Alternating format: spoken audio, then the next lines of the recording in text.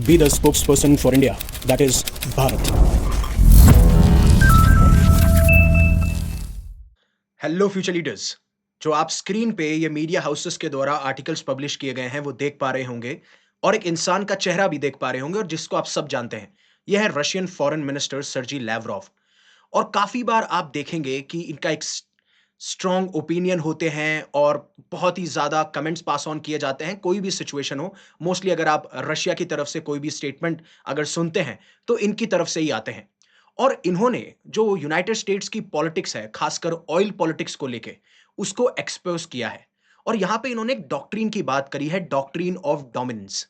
इसका मतलब यह है, यूनाइटेड स्टेट्स कभी नहीं चाहता है कि विश्व भर में जो एनर्जी मार्केट है उसमें कोई और देश आके उन एनर्जी मार्केट को डोमिनेट करे। हमेशा से यूनाइटेड स्टेट्स यही चाहता रहा है शुरुआत से कि खासकर एनर्जी मार्केट के ऊपर हमारी डोमिनेंस होनी चाहिए। क्योंकि देखिए, आप कुछ भी कर लीजिए, अगर आपकी एनर्जी जो रिक्वायरमेंट्स हैं या जो एनर्जी की ज़रूरतें हैं, अगर वो सिक्योर नहीं है, तो आप किसी भी लेवल पे ग्रो करें, वो कहीं न कहीं देश को पीछे ही रखेंगी। और सिर्फ़ एनर्जी रिक्वायरमेंट को पूरा नहीं करना, उसके ऊपर डोमिनेंस भी होना। और मान लीजिए कोई दूसरा देश आपकी डोमिनेंस को चैलेंज करने के लिए आगे बढ़ भी रहा है, तो आप हर एक वो स्टेप लेंगे, जिससे उस सामने वाले देश को कहीं न कहीं आप काउंटर कर सकें और आपकी डोमिनेंस को चैलेंज ना किया जाए। और इसीलिए आप पास्ट में भी देखेंगे, प्रेजेंट में भी देखेंगे और खासकर आपको वेनेजुला का केस सभी को याद होगा, जिस तरीके से मदुरो को कैप्चर किया और सारा का सारा खेल उनके ऑयल को लेके था। मैं ये नहीं कह रहा हूं कि सिर्फ एक ऑयल रीजन है, बट जो एनर्जी रिसोर्सेज होते हैं वो one of the most important reason होते हैं। और अगर वहां का लीडर आपको सपोर्ट नहीं कर रहा है या जिस तरीके की पॉलिसी आप चलाना चाहते हैं अपने स्फेयर ऑफ इन्फ्लुएंस में, अगर वो फॉलो नहीं हो रही है, तो या तो आपको कू देखने को मिलेंगे, प्रेशर क्रिएट किया जाएगा, या फिर आपको मिलिट्री इंटरवेंशन देखने को मिलेगा। ये सारी चीजें हमें आज प्रेजेंट टाइम में भी देखने को मिलती हैं और पास्ट में भी देखने को मिली है। और इसी के बारे में ये बात कर रहे थे और उसी को इन्होंने एक्सपोज किया। अब ईरान का केस आप जानते हैं, वेनेजुला का केस आप जानते हैं। मैं थोड़ा-सा आपको पास्ट में ले चलता हूं और काफ़ी बार मैंने इन चीज़ों के बारे में डायरेक्टली, इनडायरेक्टली इन रेफरेंसेस के बारे में पहले भी बात करी है कि किस तरीके से यूएस पूरे मीडिया के अंदर या पूरे वर्ल्ड को एक इंटेंशन कुछ और देगा कि हमारा एम ये है, चाहे वो ह्यूमैनिटेरियन पर्पस से हो या फिर ये लीडर इस देश के लिए अच्छा नहीं है। इस तरीके की चीज़ें उन्होंने मेंशन करी हैं, बट एट द एंड उनकी कहीं न कहीं सिर्फ एक रिक्वायरमेंट होती है कि जो एनर्जी रिक्वायरमेंट है या जो एनर्जी मार्केट में हमारी डोमिनेंस है, उसको कैसे कंटिन्यू रखा जाए। और उसका सबसे परफेक्ट एग्जांपल है ईरान के अंदर 1953 का कू। क्योंकि जिस टाइम पे लीडर मोहम्मद मोसादेक थे, तब तो डेमोक्रेसी थी ना ईरान के अंदर। ऐसे तो कोई प्रॉब्लम नहीं थी, क्योंकि यूएस बार-बार कहता था कि जिस देश में डेमोक्रेसी नहीं है, जहाँ पे freedom of speech and expression नहीं है, कॉन्स्टिट्यूशन को वैल्यू नहीं किया जाता, उसको फॉलो नहीं किया जाता, ऐसे देश हमारे लिए खतरनाक है। ये सारी चीज़ें तो 1953 में तो वैलिड नहीं है, अगर आप ईरान के केस में बात करेंगे। तो ऐसा क्या इश्यू हुआ? क्योंकि 1953 तक जो भी वहाँ पे ऑयल कंपनीज़ थी, खासकर ईरान के अंदर, उस पे ब्रिटिश कंपनीज़ या एंग्लो इंडियन जो कंपनीज़ थी, उनका ज़्यादा बड़ा दबदबा था। और जब मोहम्मद मोसादेक ये आइडेंटिफ़ाई कर लेते हैं और रियलाइज़ कर लेते हैं कि इससे हमें नुकसान हो रहा है, जो ईरान के रेवेन्यू है, वहाँ पे फ़र्क पड़ रहा है, तो ये एक्ट लेके आते हैं, जहाँ पे ये नेशनलाइज़ कर देते हैं इन सारी ऑयल कंपनीज़ को कि पूरा का पूरा कंट्रोल जो है, ऑयल कंपनीज़ के ऊपर ईरान की सरकार का होगा।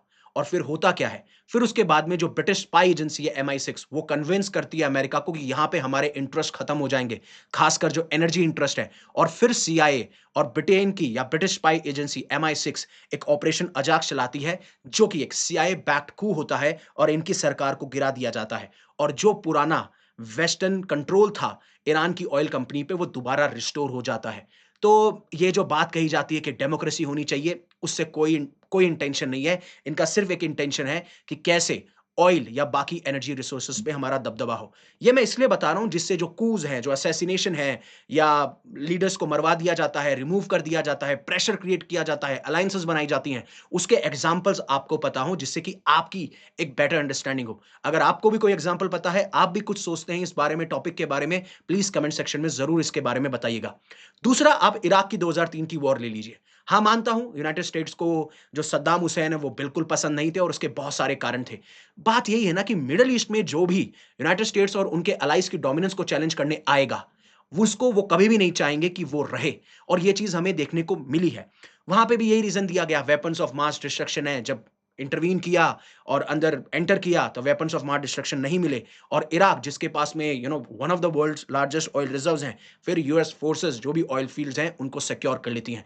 अगेन हमको यही केस देखने को मिला, और सेम केस लीबिया में 2011 में देखने को मिला था, जब गद्दाफी को रिमूव कर दिया जाता है, असैसिनेट कर दिया जाता है, नेटो फोर्सेस इंटरवीन करती हैं, वहां पे भी जाके जो ऑयल फील्ड्स थी या फिर आप देखेंगे वेस्टर्न कंपनीज की एंट्री होती है लीबिया के अंदर, क्योंकि लीबिया भी अगर आप अफ्रीका में देखेंगे तो वहां पे भी आपको बहुत ज्यादा तेल के भंडार देखने को मिलेंगे। लेकिन सिर्फ क्या कूज हुए हैं, असैसिनेशन हुए हैं, उसके अलावा क्या अलायंसेस नहीं हुए? अलायंसेस भी हुए हैं, उसके बारे में मैं आपको थोड़ी देर में और बताऊंगा, और आज प्रेजेंट टाइम में क्या चल रहा है उसके बारे में भी बात करेंगे, और कहां तक अब ईरान पीस टॉक पहुंच चुकी है। उससे पहले अन अकेडमी आपके लिए लेके आया है one of the lowest price ever subscription 16,999 में। ऑफर आज रात को खत्म हो जाएगा, डिस्क्रिप्शन में आपको लिंक मिल जाएगा, आप मेरा कोड इस्तेमाल कर सकते हैं YUVI50, जिससे आप ये लोएस्ट एवर प्राइस अपने सब्सक्रिप्शन के लिए पा सकते हैं। सेम जब आप ये पूछेंगे सर मिडिल ईस्ट में सऊदी अरेबिया के साथ तो ऐसा नहीं है, और काफी सारे ऐसे गल्फ नेशन है उनके साथ तो कभी भी ऐसा नहीं हुआ, आपको कू देखने को मिला हो या फिर किसी लीडर को रिमूव किया हो या असैसिनेट किया हो, उसके पीछे रीजन ये है कि यहां पे कोई रिजीम चेंज की बात नहीं कही गई, यहां पे विन विन सिचुएशन वाली बात है। क्योंकि most of the gulf nation को यूनाइटेड स्टेट्स ने ये कहा, मान लीजिए आपके ऊपर कोई वॉर हो जाती है तब हम आपको प्रोटेक्ट करेंगे, हम आपको सिक्योरिटी प्रोवाइड करेंगे। हालांकि देखिए अब उसको भी चैलेंज किया जा रहा है, जहां पे रिपोर्ट निकल के आई थी कि यूएई जो है अपने जो मिलिट्री बेसेस है उनको, यूएस के मिलिट्री बेसेस को शट डाउन करता हुआ नजर आएगा, क्योंकि जो एक सिक्योरिटी अम्ब्रेला है कहीं ना कहीं यूएस ईरान वॉर में वो एक्सपोज भी हुआ है, और ये रियलाइज हो चुका है कि यूएस जिस तरीके से सिक्योरिटी की बात करता है उतनी सिक्योरिटी वो प्रोवाइड भी नहीं कर पाएगा अगर एक बहुत बड़े लार्ज स्केल पे हमें कंफ्लिक्ट देखने को मिलता है। लेकिन जब आप सऊदी अरेबिया की बात करेंगे तो वहां से ऑयल इंपोर्ट किया जाता है, एक सिस्टम बनाया गया कि सऊदी अरेबिया और बाकी सारे गल्फ नेशन जो हैं, काफी सारे जो यूएस के साथ अलाइन होते हैं और यूएस उनको सिक्योरिटी प्रोवाइड करता है, तो इनको ऑयल इंपोर्ट किया जाएगा, यूएस ऑयल इंपोर्ट करेगा। उसके एवज में इन नेशंस को क्या मिलेगा? डॉलर मिलेगा, और इन्हीं डॉलर का इस्तेमाल ये करेंगे अगर इन्हें मान लीजिए कोई भी सामान चाहिए जो ये यूएस से इंपोर्ट कर सकते हैं, और इसे हम पेट्रो डॉलर सिस्टम कहते हैं, जिसको ईरान ने अभी अभी चैलेंज किया कि अगर हम ऑयल को एक्सपोर्ट भी कर रहे हैं चाइना को या किसी और को भी, तो मोस्टली ये कोशिश कर रहे हैं कि उसकी जो परचेज है वो युआन के अंदर हो, यानी पेट्रो डॉलर से पेट्रो युआन मूव करा जाए। तो हर तरफ जहां पे भी किसी भी लेवल पे, क्योंकि आज जो सैंक्शंस लगाए जाते हैं, वेवर्स दिए जा रहे हैं, आपके ऊपर टैरिफ्स लगाए जा रहे हैं, ये सारी की सारी चीजें क्यों इंपॉर्टेंट हो जाती हैं? क्योंकि आज भी अगर आप ग्लोबल लेवल पे, विश्व के लेवल पे एक्सपोर्ट को देखेंगे तो उसमें सबसे इंपॉर्टेंट रोल डॉलर प्ले करता है, और इसी वजह से आप ये सैंक्शंस, वेवर्स, इनके बारे में इतनी बात करते हुए नजर आते हो। ये सिस्टम हमें यहां देखने को मिलता है। और जहां तक अब यूनाइटेड स्टेट्स का प्रेजेंट टाइम में बात करूं कि किस तरीके से अपनी डोमिनेंस दिखाते हैं, जिसमें डॉलर का बहुत बड़ा इंपॉर्टेंट रोल है, तो मार्च के अंदर जो 30 दिन का वेवर दिया गया था, जो छूट दी गई थी बाकी सारे देशों को कि अगर आप मान लीजिए रशियन ऑयल इंपोर्ट कर रहे हैं, ईरानियन ऑयल इंपोर्ट कर रहे हैं तो आप कर सकते हैं, और खासकर ये रिस्ट्रिक्टेड परमिशन थी और एक स्पेशल परमिशन थी, जिसमें यह कहा गया था कि जो भी मान लीजिए क्रूड ऑयल है, मान लीजिए वो टैंकर्स में पहले से ही लाद दिया गया है और अभी भी जो शिप वेसल्स हैं वो समुद्र के ऊपर हैं, तो हम उन्हीं को अलाउ कर रहे हैं। उसके अलावा हम किसी भी तेल को अलाउ नहीं कर रहे कि आप इंपोर्ट कर सकते हो। लेकिन अब ट्रेजरी सेक्रेटरी स्कॉट बेनेसेट ये कहते हैं कि अब इनको अपने प्रोडक्शन को बंद करना होगा, क्योंकि जो ईरानियन और रशियन ऑयल था उसको हम दोबारा से छूट नहीं देंगे, दोबारा से रिन्यू नहीं करेंगे। अब ये तो इस तरीके की इंटेंशन बोल रहे हैं कि वल्नरेबल और पुअर कंट्रीज हमसे रिक्वेस्ट कर रही थी कि प्लीज ऐसा बहुत डिफिकल्टी हो जाएगी, हमारी एनर्जी रिक्वायरमेंट मीट नहीं कर पाएगी। ये इनको भी पता है। जिस तरीके से इन्होंने ईरान के अंदर ये इस ईरान वॉर के अंदर कन्फ्लिक्ट में एंटर करे हैं, और जो ग्लोबल लेवल पे ऑयल के प्राइसेस बढ़ते गए और $100 से ऊपर चले गए थे, उस प्रेशर में इन्होंने ये चीज करी। लेकिन यूएस की एक आदत है, यूएस कभी भी एक्सेप्ट नहीं करेगा कि वो वीक पोजीशन पे है। अगर वो होंगे भी तो भी दिखाएंगे नहीं अपने स्टेटमेंट से, अपने वीडियो से, अपने ओपिनियन से। बट अगेन वही चीज आपको समझनी होगी, कहीं ना कहीं हर एक जगह अगर मान लीजिए वो ईरान के सामने कहीं ना कहीं कमजोर भी हो रहे हैं, तो उसके बाद में भी स्टेटमेंट ऐसा देंगे, मैंने चाइना के लिए इसलिए कर दिया, पूरा वर्ल्ड इसलिए सफर कर रहा था, यूरोपियन यूनियन को मैंने बचा लिया, नेटो के लिए मैं बहुत बड़ा स्टैंड लेके खड़ा हूं। हर एक चीज के पीछे जस्टिफिकेशन होगा, क्योंकि यूएस कभी भी यह प्रोजेक्ट नहीं करना चाहता, और ना ही उसने किया है कि हम कमजोर हो रहे हैं किसी सिचुएशन में।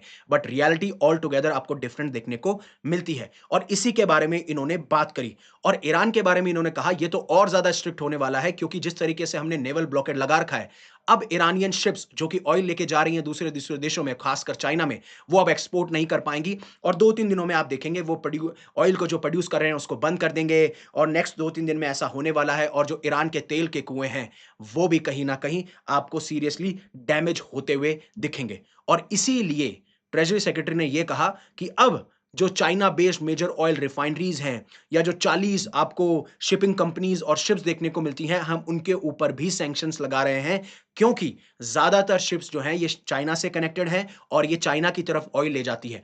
अब इसमें हो क्या रहा है, एक चाइना की जो डिपेंडेंस है ईरान के ऊपर, खासकर ईरान के ऑयल के ऊपर, उसको कम किया जा रहा है, जिससे चाइना को मार रहे हैं। दूसरा, ईरान का जो ऑयल रेवेन्यू उसको चोकअप किया जा रहा है। नेवल ब्लॉकेड लगा के मान लीजिए ईरानियन शिप्स निकलने की कोशिश भी करें तो वो हो ना, और धीरे धीरे ईरान जिस तरीके से स्ट्रेट ऑफ हॉर्मुज को एक वेपन की तरह इस्तेमाल कर रहा था, अब उल्टा दाव उन्हीं पे पड़ जाए, क्योंकि हमने नेवल ब्लॉकेड लगा दिया है। अब सिचुएशन आगे कैसे होगी, और शायद यही एक ऐसा प्रेशरिंग पॉइंट है जिसकी वजह से हमें नेगोशिएशन अभी देखने को मिल रहे हैं, जब से ये नेवल ब्लॉकेड शुरू हुआ है। और यही चीज हमें देखने को मिलती है, क्योंकि अभी रिसेंटली एक टूस्का नाम की शिप थी, उसको भी इन्होंने यूएस नेवी ने सीज कर लिया था, और उसके बाद में जो ये शिप जो है ईरान से निकल कर जा रही थी, और इसको रोकने के बाद में बताया ये गया कि इसमें वो केमिकल्स मिले हैं जो कि बैलिस्टिक मिसाइल फ्यूल रॉकेट्स के अंदर इस्तेमाल किए जाते हैं। और मैंने पहले भी आपको, अगर आपने मेरे डिस्कशन सुने होंगे तो मैंने आपको पहले भी बताया था कि किस तरीके से जहां पे ईरान इराक वॉर हुई थी उस टाइम पे चाइना पहले भी सप्लाई करता था, बट धीरे धीरे यूएन के रेस्ट्रिक्शंस की वजह से और एक सीरियस और रिलायबल प्लेयर होने की वजह से चाइना ने डायरेक्टली रेस्ट्रिक्शन लगाना मना कर दिया था, बट डुअल यूज जो वेपन्स हैं या केमिकल्स हैं उनको भेजा जाता था, चाहे से वो केमिकल्स हो या फिर ड्रोन असेंबली करनी हो, उसके लिए कोई कंपोनेंट हो। ऐसा पहले भी किया गया है, तो ये कोई बहुत शॉकिंग बड़ी बात नहीं थी। और जहां तक आप पीस डील की बात कर रहे हैं, तो अब यूएस की तरफ से जो नेगोशिएटिंग टीम जा रही है वो वही लोग, दो लोग जा रहे हैं, जहां पे एक स्पेशल एनवॉय स्टीव विटकॉफ हैं और एक डोनाल्ड ट्रंप के सन इन लॉ जेड कुशनर हैं, जो कि सैटरडे नाइट को या आज ही के दिन इस्लामाबाद पहुंचेंगे। इवन ईरान के फॉरेन मिनिस्टर सैयद अब्बास भी वहां पहुंच चुके हैं, लेकिन ये कहते हैं कि कोई भी हमारी डायरेक्टली मीटिंग यूएस के नेगोशिएटर के साथ में नहीं होने वाली। जो सारी चीजें या जो सारे टर्म्स और कंडीशन है वो हम पाकिस्तान के थ्रू कन्वर्ट करेंगे। आप देख सकते हो, no meeting is plan to take place between Iran and the US. Iran observation would be conveyed to Pakistan.